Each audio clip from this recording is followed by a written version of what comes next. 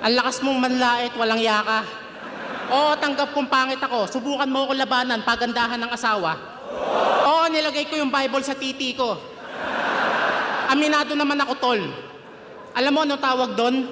Unpredictable Bible na may bulbol. Yo! Ito pala si Boy Kalkal Facebook, tila manyak sa gilid, tamang silip. Nagtatampo siya kasi sa FB, hindi ko siya inaccept. Wala ka atang isip. Ayaw kitang maging friend. Ew.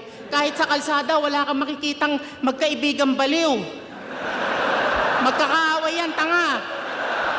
Sarap mong hampasin ng kahoy para ma-feel mong ikay aking tinabla. Pero, hindi pa di kita binlock. Hindi ako nagtago. Ikaw nag-lock ng account kasi ayaw mong mahanapan ka ng baho. Sadya ako nakapublic para makita mo.